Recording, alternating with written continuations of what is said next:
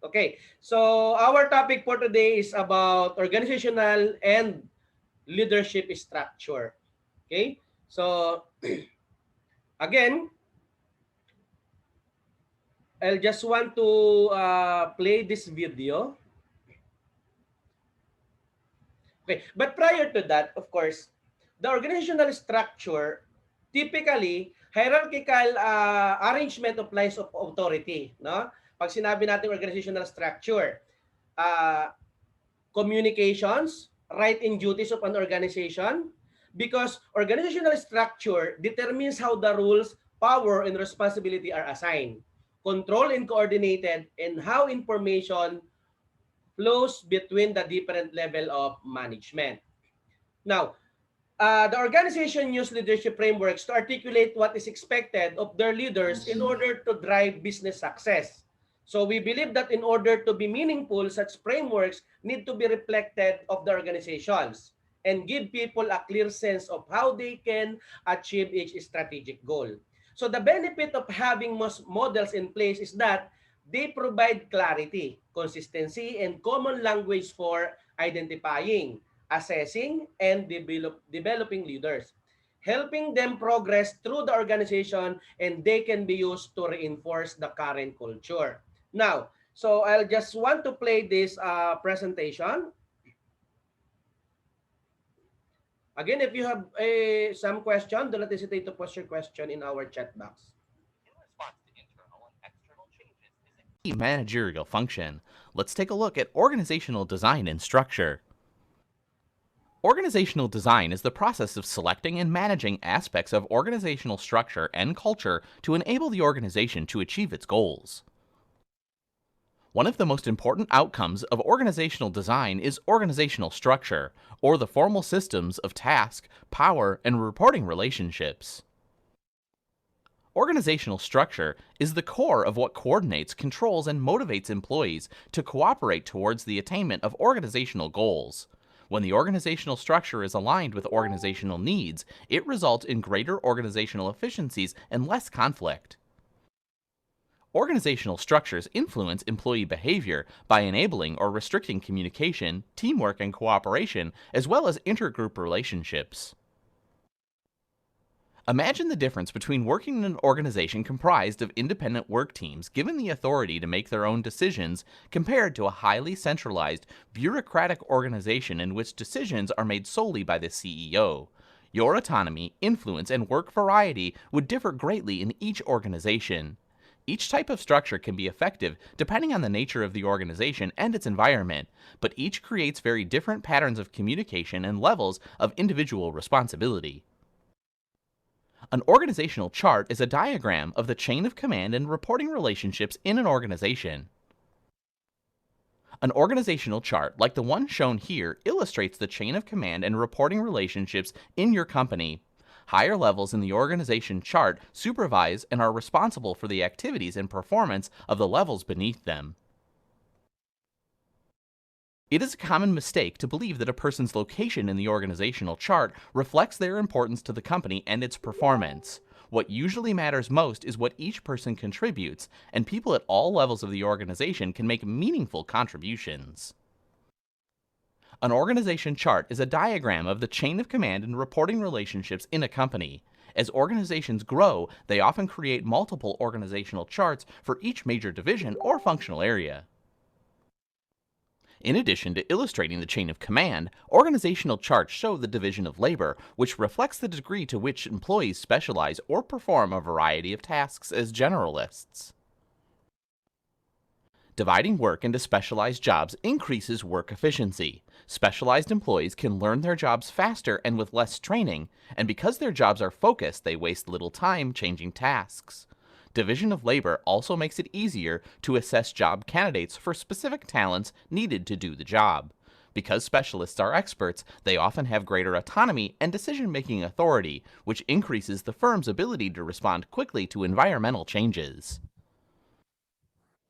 On the downside, employees tend to be more isolated when division of labor is high. This can make it difficult for different divisions in the company to understand each other's priorities and needs. It can increase the potential for conflict. The increased specialization of employees in each division also decreases organizational flexibility. The number of people reporting directly to an individual is the person's span of control. Some experts call this span of management. Clearly, narrow spans of control are more costly, but they also provide closer supervision and more coaching. Narrower spans of control are necessary for novel and complex tasks. Wider spans of control give subordinates greater autonomy and responsibility for self-management, are best for routine, production-type work. There is no consensus on the ideal span of control, although having more than 9 direct reports is often considered too many to effectively manage. Wider spans of control are possible when technology, such as assembly line or computerized call center management technology, substitutes for close supervision. When subordinates need less direction and control, and when jobs are being supervised are similar. When an organization creates a hierarchy, it outlines supervision relationships by giving some employees authority over others. Hierarchy establishes the tallness or flatness of the organizational chart. Although hierarchy can facilitate the coordination of different departments, organizations clearly should not have more hierarchical levels than are necessary. Not having enough levels can also create problems. When work activities require control and coordination, middle management layers can facilitate work. Hierarchy can give too much power to too few people at the top of an organization, which can increase the risk of unethical behavior. Because hierarchy creates clear chains of command, it also can relate information and communication among employees. To better compete in fast-changing global marketplaces, organizations are increasingly restructuring to reduce their hierarchy and improve speed and efficiency. Formalization reflects the extent to which organizational rules, procedures, and communications are written down. In a highly formalized firm, little flexibility exists in making decisions, and both procedures and rewards follow explicit rules. Formalization is not necessary for high performance. Because formalization increases job and role clarity, it can increase employee commitment. Without role clarity, dissatisfaction, anxiety, and lower performance can result. If employees perceive that organizational rewards are consistently allocated based on formal rules and procedures, their confidence that they are being compensated appropriately is increased. Centralization organizations concentrate power and decision-making authority at higher levels of the organization. The two subcomponents of centralization are participation in decision-making and hierarchy of authority. Centralization creates clear lines of communication and responsibility, and the implementation of decisions tends to be straightforward. Centralization is best in non-complex, stable environments. In decentralized organizations, the authority for decision-making affecting an organization is distributed. Decentralization organizations tend to have flatter structures than centralized organizations because employees' greater autonomy decreases the need for middle management. Flatter structures promote innovation and increase the speed of decision-making and can save money as a result of fewer management layers. Decentralization is best when organizations perform non-routine tasks in complex environments because it empowers managers closest to the environment to make decisions and quickly implement them. Organizational structure has significant impact on the culture, effectiveness, and performance of an organization. Mechanistic organizations are rigid, traditional bureaucracies with centralized power and hierarchical communications. Job descriptions are uniform and formal rules and regulations guide decision-making. More mechanistic organizations may minimize costs, but fit best with a relatively stable or slow-changing environment. When new opportunities present themselves, mechanistic organizations usually move too slowly to capitalize on them. In contrast, organic organizations are flexible, decentralized organizations with unclear lines of authority.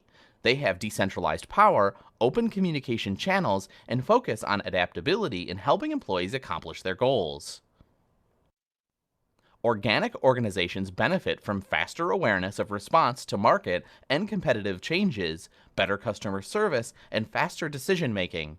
Organic forms like teams and other flatter structures have typically been associated with increased job satisfaction, attractive commitment, and learning. Note that mechanistic and organic structures represent ends of a continuum, not a dichotomy. No organization is perfectly organic or completely mechanistic. Firms usually display some characteristics of both forms along a mechanistic organic continuum. An organizational structure defines how activities such as task allocation, coordination, and supervision are directed toward the achievement of organizational aims. The most appropriate structure for an organization depends on many things. Let's discuss each influence in more detail. One of the most important factors influencing the appropriateness of different organizational structures is the business strategy. Simple designs are appropriate for simple strategies, and more complex designs are necessary when strategies require more complex processes and interactions. Matching organizational structure to the business strategy leads to higher firm performance. Another important factor is the company's external environment. Rapidly changing environments require more flexible structures to deal effectively with the constant changes. This usually means that authority needs to be decentralized in some way to process relevant information and adjust to the changing environment. A third factor influencing organizational structure is the nature of the organization's talent. An organization's size also influences its structure. Smaller organizations tend to be less bureaucratic than larger firms. Larger organizations tend to have greater specialization and departmentalization, greater hierarchy, and more rules than do small firms. Larger firms also benefit from lower costs due to economies of scale. The larger an organization and its subunits, the taller the hierarchy, the greater the centralization, and the more bureaucracy it operates. And the greater the chances of conflict between managers and employees. A fourth important factor influencing organizational structure is the organization's expectations of how employees should behave and what attitudes it wants to encourage or suppress. The decision is based in part on company values. If employees are to be encouraged to make decisions and work collaboratively, a decentralized and flat structure is appropriate. A fifth factor influencing organizational structure is the organization's technology or primary production system. As organizations change their strategies and adapt to the changing environment, they often modify and change their structures to support the changes. An organizational structure defines how activities such as task allocation, coordination, and supervision are directed toward the achievement of organizational aims. As they grow, organizations must decide how to carve employees into subunits. This usually means grouping people in a way that somehow relates to the tasks they perform. Here are 6 common bases for grouping employees. Employee knowledge and skills. Employees are grouped by what they know. For example, pharmaceutical organizations have departments like oncology and genetics. By business function. Employees are grouped by business function. For example, many organizations have departments of human resources, marketing, and research and development. Employees are grouped based on the activities they do. For example, a realtor may have a different retail store and online departments reflecting 2 different sales processes. Output. Employees are grouped based on the products or services they work on. Client. Employees are grouped based on the types of clients they serve. Location. Employees are grouped based on the geographical areas they serve. Now, let's discuss some of the structures that arise from these different groupings.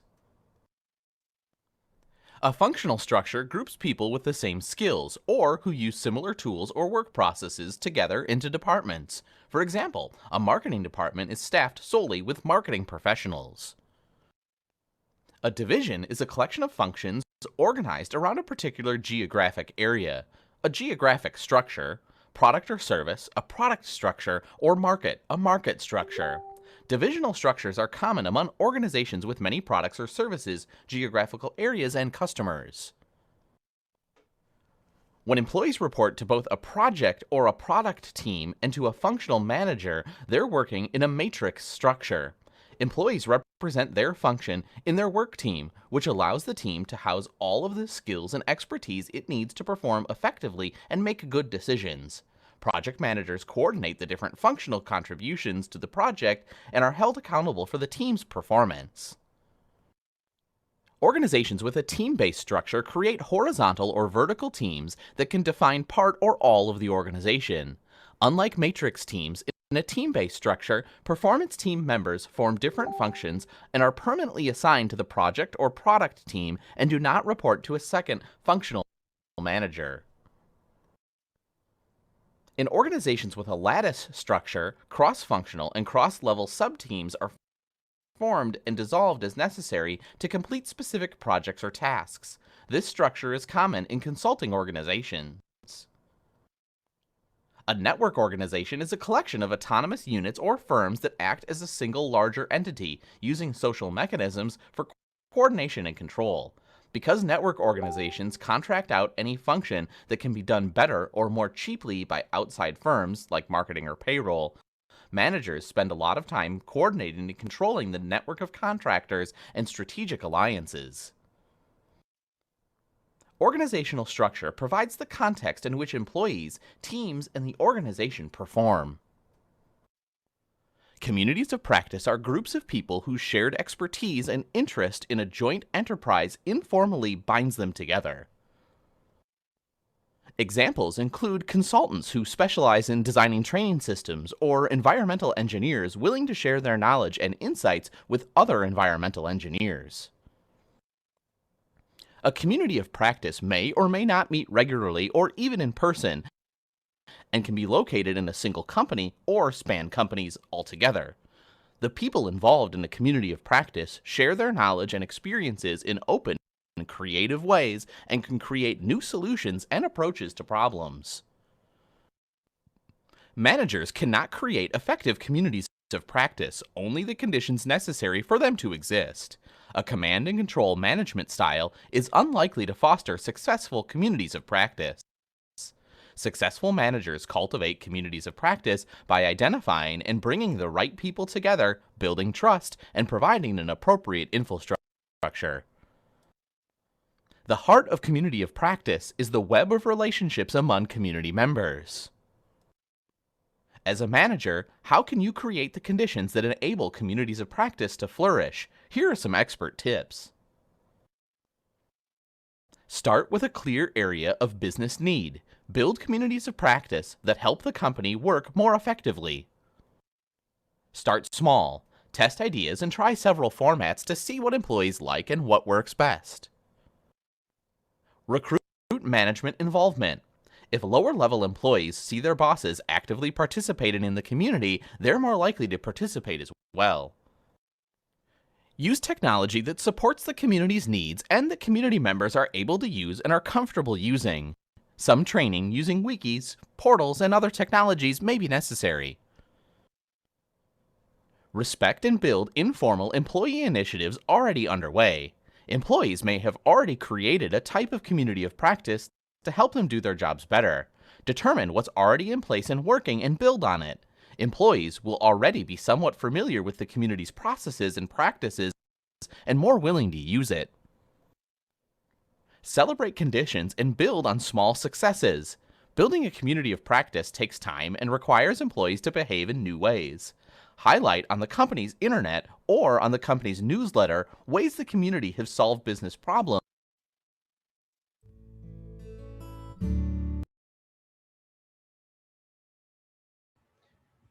Before we may proceed to organizational leadership, what I just want to share with you is how organizational structure is important. This presentation on organizational leadership. Hindi ko napatay. Okay. So, again, an organizational structure is a system that outlines on how certain activities are directed in order to achieve the goals of an organization. Now, these activities can include rules, yung mga rules, role and responsibilities. So, the organizational structure also determine how important flows between levels within the company. So, for example, as what we discussed earlier, based on the video presented earlier, there are actually The organizational structure also determine how information flows between levels within a company.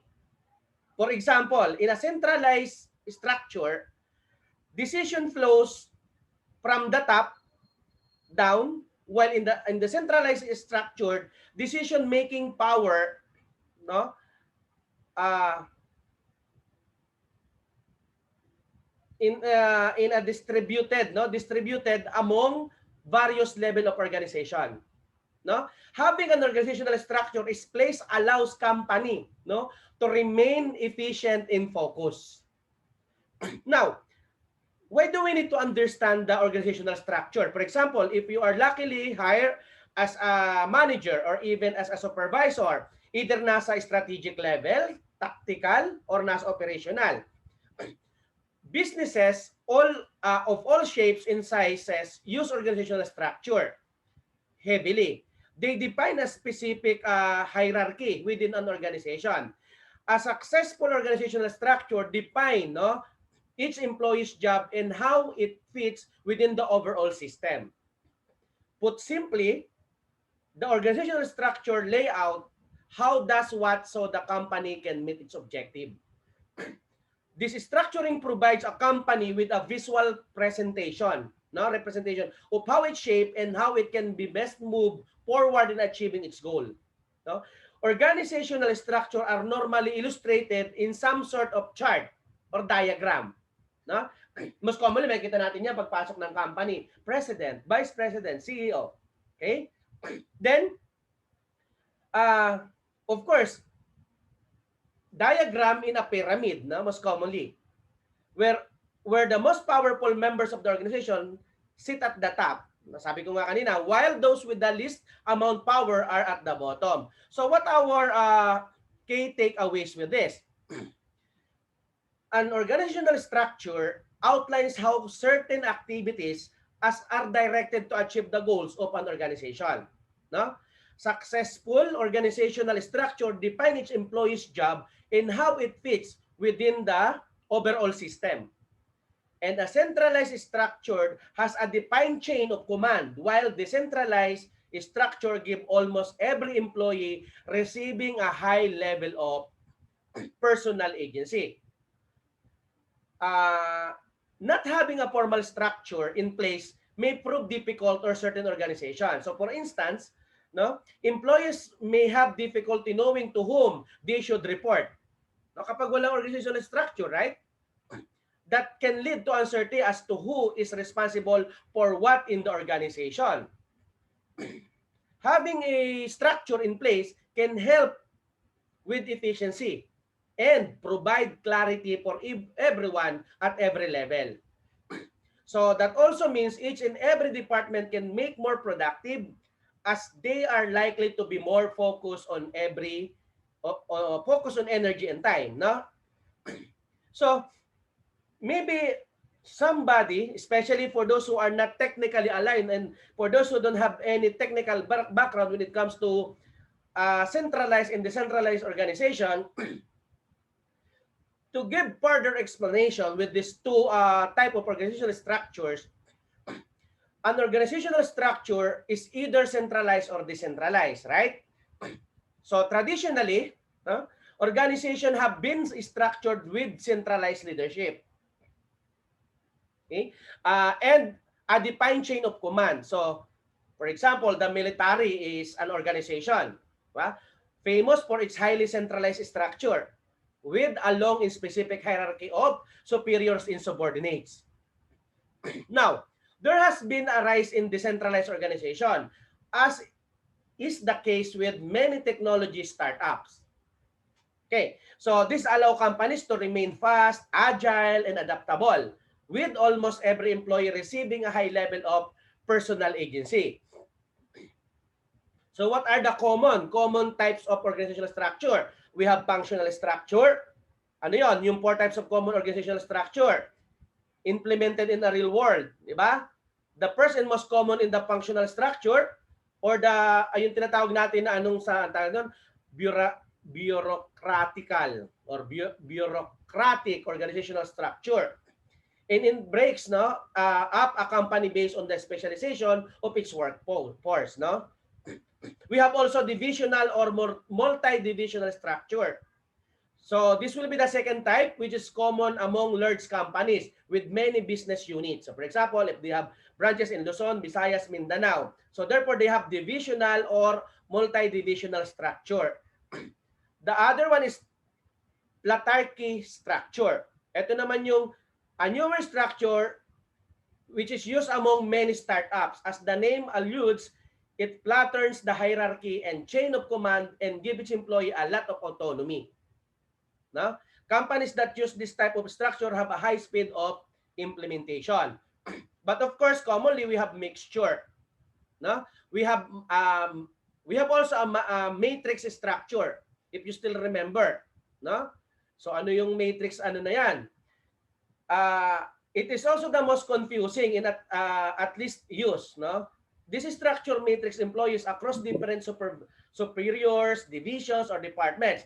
Because an employee working for a matrix company, for example, may have duties in both sales and customer service. Now, additional benefits to have an organizational structure. Putting an organizational structure in place can be very beneficial to a company because the structure not only defines a company hierarchy, but it also allows the firm to lay out the pay structure for each employee. Di ba? Para pag manager, 120,000. Pag and so on and so forth, no? So it's too easy for the manager to define the salary kapag may structure. The structure also makes operation more efficient and much more effective by separating employees and functions into different departments. And the company can perform different operations at once seamlessly. Okay? That is for the organizational structure. Now, I will show you the video on Sir, leadership. sir, hello po. Sir, Yes, go ahead. may I comment about the organizational structure, sir? Ano pa? May I comment about the Sige, organizational ano anak, structure? i-post mo na lang sa chat groups natin para tuloy-tuloy tayo, ha? Tapos sasagot Yes ko po. na lang. Thank you, Ha? Thank you, thank you. Thank you.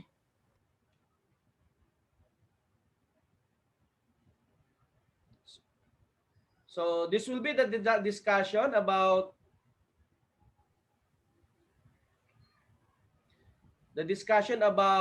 organizational leadership. So a while ago, that is focused on organizational structure. This time, organizational leadership. So just watch the video.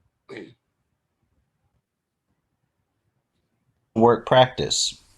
My name is Wade Drury, and on behalf of myself and Ananisi Williams, we welcome you to this presentation.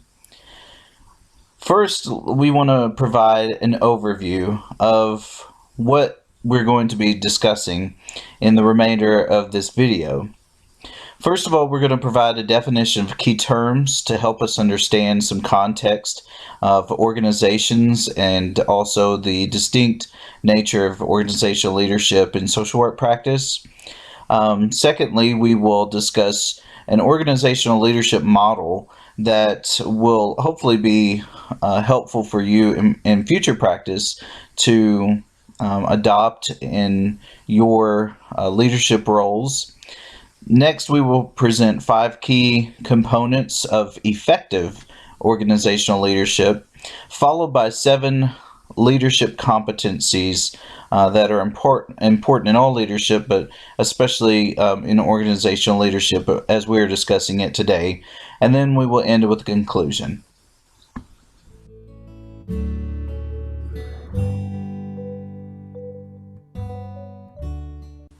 So when we set out to define key terms, the first question we ask ourselves is, what is an organization?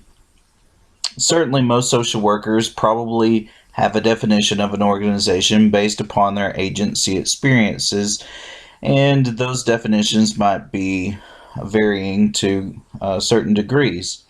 For the purpose of this presentation, we want to stick with the simple definition according to Long, Tice, and Morrison, 2006, which states that an organization is a group of people intentionally organized to accomplish a common goal or set of goals.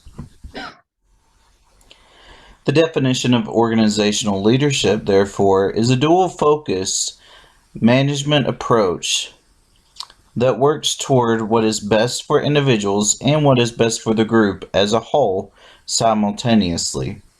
Organizational leadership consists of those in management who provide inspiration, objective oversight, and other administrative services to an agency or business. Organizational leadership serves as a guide to prioritize objectives for those within the agency so goals are achievable.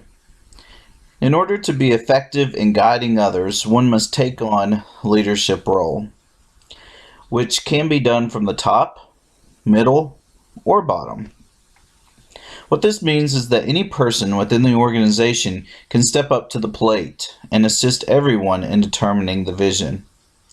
Having a vision within the agency allows everyone to gain a sense of what the agency is going to do and how they will maintain their existence by following the set goals they have established. Visions give direction for an organization. According to Blanchard and Stoner, 2004, vision and direction are essential for greatness. In world-class organizations, everyone has a clear sense of where their enterprise is going. Only when the leaders of an organization know that their people understand the agreed upon vision direction can they attend to strengthening the organization's ability to deliver on this vision.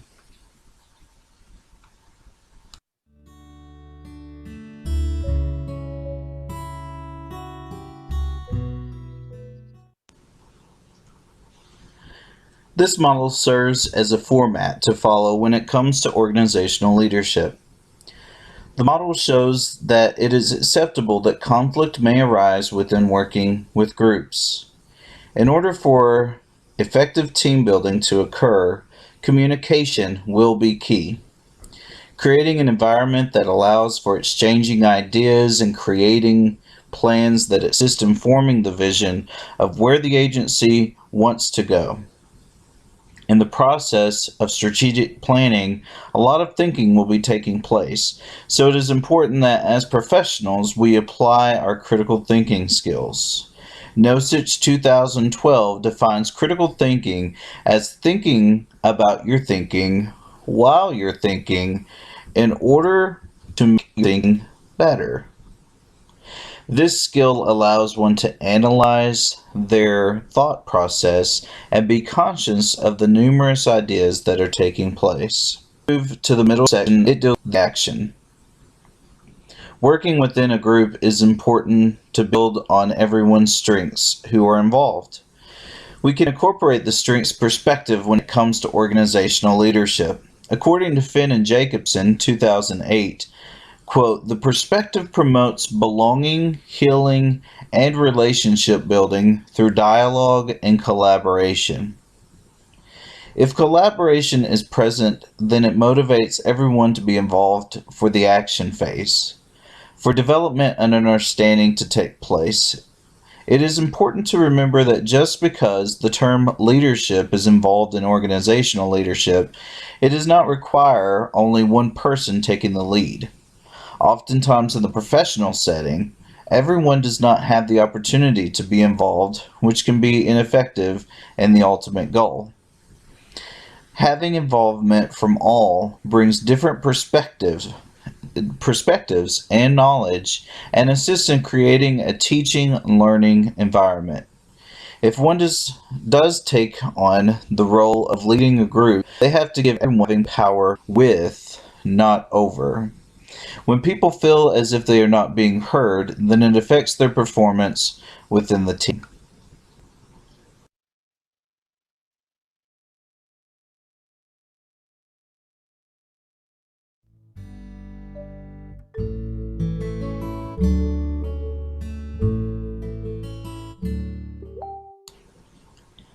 In order for organizational leadership to be effective, there are 5 key components that must be present. These are, first, worldview. This is having each individual develop an understanding of their beliefs, values, attitudes, and opinions, and how they interact with the world. We discuss often how social workers view things from a holistic approach that allows one to see things from various lenses. Having a sense of how the world affects an organization allows an understanding on how it can be conflicting to those within the organization. Second, very important to capitalize on strengths within a group. The leader needs to be aware of what skills, knowledge, and talents each individual brings to the team. The point is to decrease the present weakness so that progress may be made. Next is ethics. Ethics require us being able to decipher right versus wrong. The person in a leadership role should be aiding as an example to others on how one should behave so that it may govern the group's behavior. Effective communication requires an understanding of the VABES, or values, assumptions, beliefs, and exceptions, of those with whom we communicate. Understanding someone's worldview and VABES enables leaders to acknowledge but look past differences, focus on areas of agreement, and to effectively listen for and hear the messages of others. The point is to limit any barriers that may interfere with the completion of a task or end result. And the last competency, is leadership. It is not always easy to be in a leadership role. Those who serve as a leader within a group should provide fairness, honesty, respect, and be accountable. Leaders are to empower individuals and ensure that growth is taking place amongst all. If a leader does not display the qualities in which he or she requests among the other staff, then it can create a toxic working environment.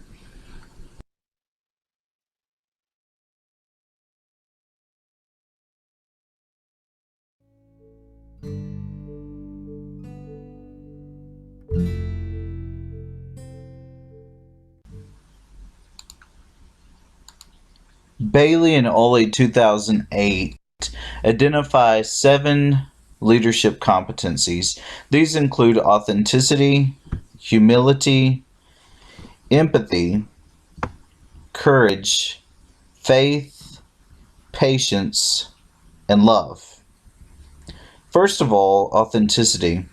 Authenticity involves leaders being able to be fully aware of themselves and to practice leadership from a place of self-awareness. They realize that they have certain leadership skills that are unique to them, and they capitalize those skills rather than trying to be something that they aren't. Through this authentic self-knowledge, the leaders develop the strength to use their abilities with full potential and integrity. Humility, related to authenticity, requires the leaders to be grounded and centered in order to accept both praise and criticism, and realize that they play an intricate part in serving the organization as an interconnected web. And so the leader with humility doesn't lead by using that power over, as is described in Finn and Jacobson, but rather that power with, that we are part of the same team. And so I'm not valuing myself above the organization, but rather as a part of the organization. The third is empathy. Empathy requires mindfulness and moment-to-moment awareness so that the leader remains grounded and is able to look beyond themselves and to put themselves in the shoes of others within the organization. And so they open up their mind, they open up their heart to actually get to know others on a deeper level. Fourth is courage.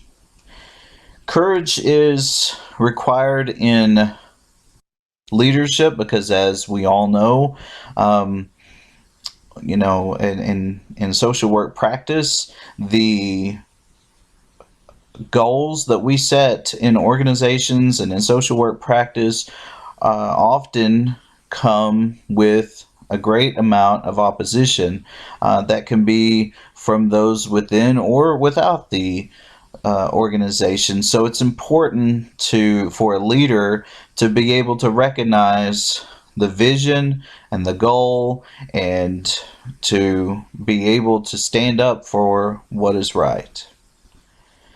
The next is faith. Bailey 2006 describes the faith of leadership is about living with uncertainty and trusting that all that happens serves a higher good, and there is a lesson to be learned in every pleasure and every pain. And so faith in leadership is about looking beyond the difficulties that are going on within the organization and perhaps the weaknesses, and to look forward into future possibilities, which connects to our understanding of social work. In Finn and Jacobson, one of the framework is possibilities, and so a great leader within an organization is able to look past those barriers and to see what is possible within the organization for the mission that the organization has set before it. Sixth is patience. The patience of leadership applies to, this is important for both the self and to others. And so a good leader is able to be patient with oneself and to recognize that he or she is, a work in progress and is continually learning as they participate in the activities and the goals and the task of the agency. And so a good leader is patient with him or herself. But they're also patient with others and recognize that, every single person is at a different place in their professional development.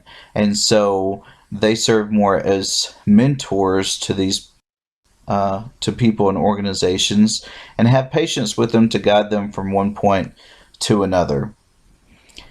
And lastly is love, perhaps something that we don't think about in organizational leadership, but it is very important. And we're talking about the kind of love that accepts people just because they exist, regardless of their identities, actions, or associations. And so this kind of love accepts the people within the organization and values them for who they are.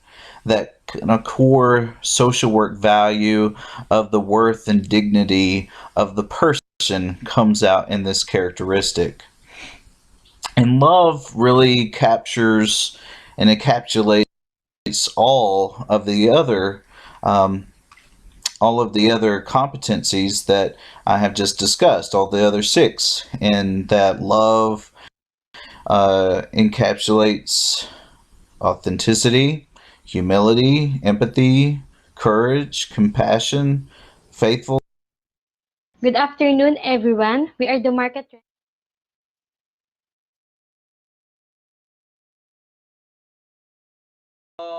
Later on, I will answer your question, sir. Now, based on the organizational leadership, again, it's two different, it's two different things. Now, the organizational structure and organizational leadership. Now, actually, yung question ni sir, medyo nagbabari sa leadership eh. Ako personally, no? Organizations need strong leadership, no, for optimum effectiveness. Ayan na sir ha, sinasagot kita. Leadership, as we know, is a trait which is both inbuilt and can be acquired also. Organizational leadership deals with both human psychology as well as expert tactics. Because organizational leadership emphasizes on developing leadership skills and abilities that are relevant across the organizations. So it means that the potential of the individual to face the hard times in the industry or in the company and still grow during those times, no? It clearly identifies and distinguishes the leaders from the managers because the leaders should have potential to control the group of individuals.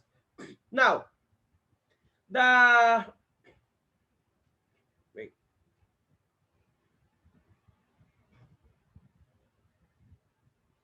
I just want to share again my screen para may ano. Para may nakikita man lang tayo habang ano.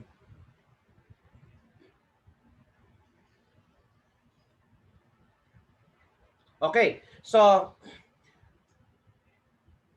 based on my personal to. An ideal organizational leader should not dominate over others. Na? So he should guide the individuals under him. Give them a sense of direction to achieve organizational goals successfully. And of course, he should act responsibly. He should be optimistic for sure, and he should be empathetic and should understand the need of the group members. Because an organizational leader should not only lead others individually but also manage the action of the group. No? So individuals who are highly ambitious, have high energy level, an urge to lead, self-confidence, intelligence, and have thorough knowledge of job and honest and flexible are more likely to succeed as organizational leaders. Individuals who learn the organizational leadership develop abilities and skills of teamwork, effective communication, conflict resolutions, what else? And group problem solving technique is also important. No, organizational leaders clearly communicate organizational mission, vision, and policies. A leader must build employees' morale, ensure efficient business operations, and help employees grow professionally and contribute positively towards organizational mission. Now, so ano nga bang possible na gawin or what will be the effective organizational leadership? Ano yung mga ways or ano kayong mga tips para masabi natin na this will be the tips for effective organizational leadership? Again, a leader must lead himself. Only then he can lead others. He must be committed on personal and professional front and must be responsible. No? He must be a role model for others and set an example for them. Halimbawa, ako nasa front ako, di ba? Na halimbawa lang, SSS or anumang agencies, private or public. Pero yung boss ko, darating, suklay, hindi mo makikitahan ng, alam mo yon, di ba sabi nga natin, leader must be a good example. Then, ayun, ang problem natin actually, another problem is the culture. No, the culture of an organization. Now, a leader must boost up the morale of the employees. No, he should motivate them well so that they are committed to the organization. He should be well acquainted with them, have a concern for them, and encourage. No, we need to encourage them to make initiatives. This will result in more efficient and effective employees and ensure organizational success. Another thing, a leader must work as a team. He should always support his team and respect them. Because sometimes, no, sorry sa government agencies, no. Mamaya na para off the record. Ang hirap no. He should not hurt any employee because a true leader should not be too bossy and should not consider him as the supreme authority. And this will be the problem actually. He should realize that he is part of the organization as a whole. Again, Organizational leadership involves all the processes and possible results that lead to development and achievement of organizational goals. It includes employees' involvement, genuineness, effective listening, and strategic communication. And that is a good organizational leadership, as I understand, no?